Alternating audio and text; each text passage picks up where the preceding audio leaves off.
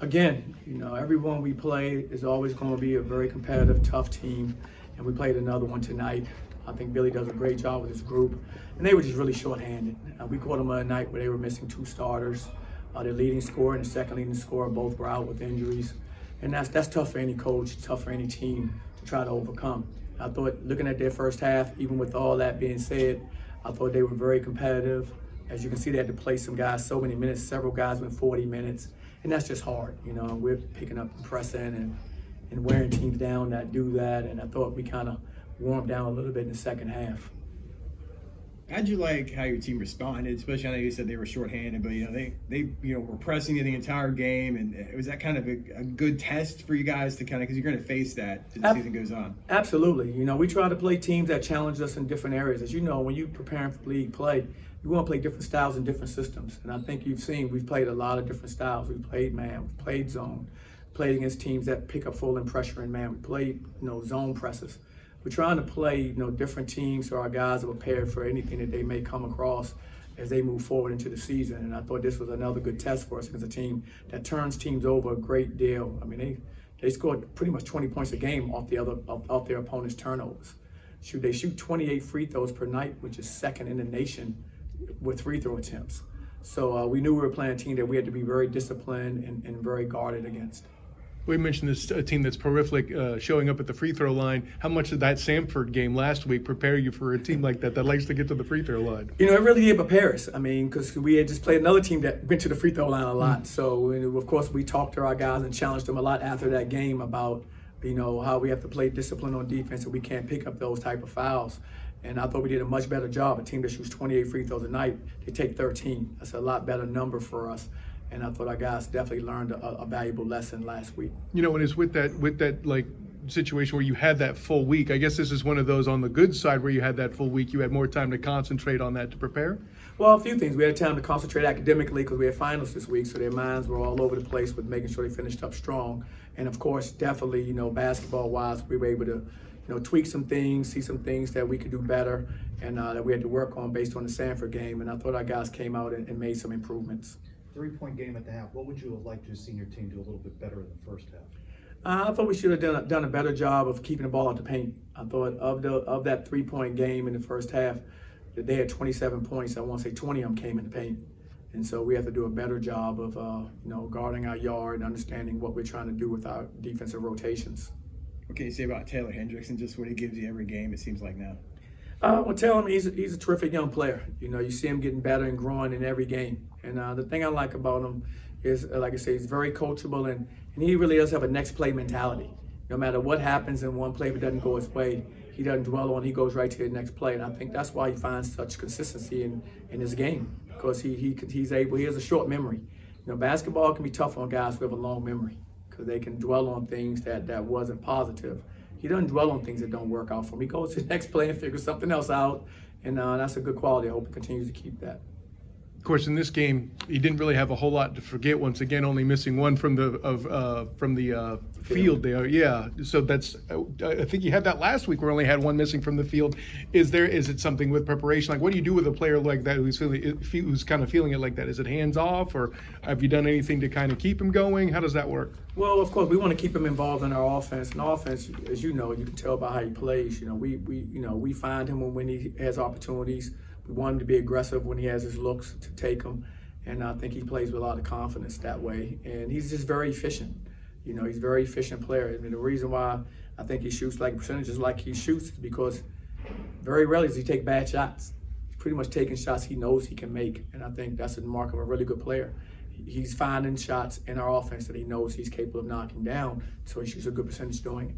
7-2 after 9 games, a couple of close losses. What do you still not know about this team? Well, as we start to move forward, with 9 new guys, I'm still learning each individual player. I'm still learning about our rotation still. We don't have C.J. Walker, consistently with us yet. So there are things that I'm not sure as he comes back. Our rotations, have to be adjusted again.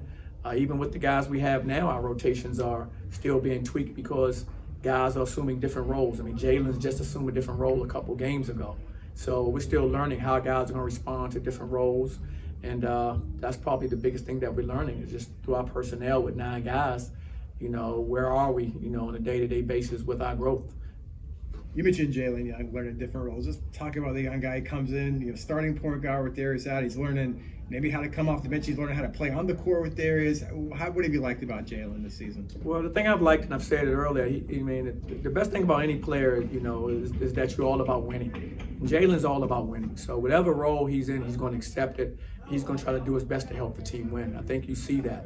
So when he changed his role, all he did was, he never dropped his shoulders and put his head down. He just like, okay, coach, what do you need from me now?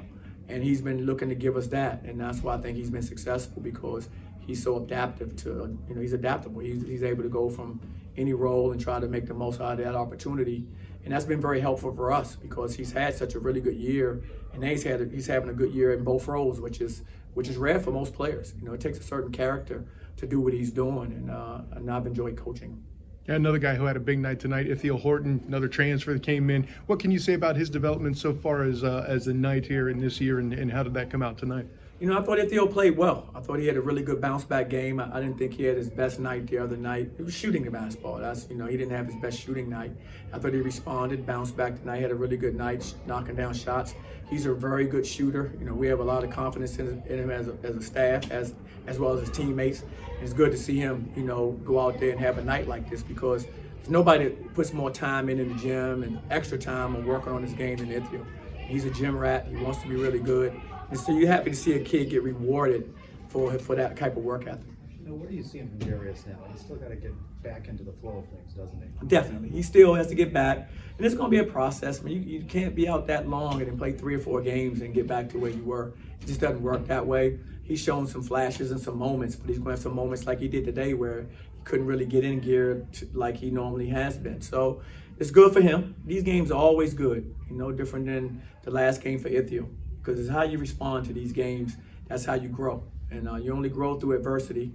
And so, he has a game where he probably wasn't his best game, but it still was, to me, if we don't have him in a game like this, his ball handling, he's strong with the ball, he finds guys.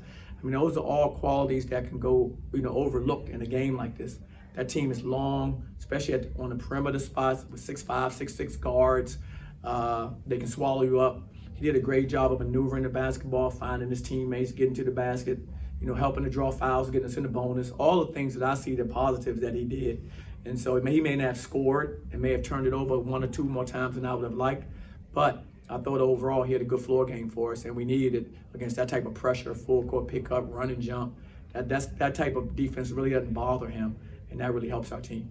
How important is this next week just in terms of the challenge and, really big games too? You go on the first real away game at Ole Miss, and you got Missouri's having a fantastic season. No, absolutely. They're playing really well, and Ole Miss is projected to be one of the better teams in the SEC this year, I believe. So, that's the type of teams we're going to play. You guys have been with us, the entire time I've been here, and so you've never seen us not play challenging schedules in the preseason. And we won't. We want to play teams that are going to help prepare us for conference play. And we know, those 2 games that are coming up, Ole Miss, of course, is the one we're concentrating on first, are going to be, tough tests for us. But that's going to help us as a team grow. And a true road game out of state, that'll give your team a new challenge as well. Absolutely. And that's good for us. We've only had a neutral site games. So going out on the road for a true road game is going to be good for our growth as well. Before we hit league play, we want to make sure we go out and see where we are, when we go into an opposing team's arena. Awesome. Appreciate it. Thank you, Coach. Thank you, Coach.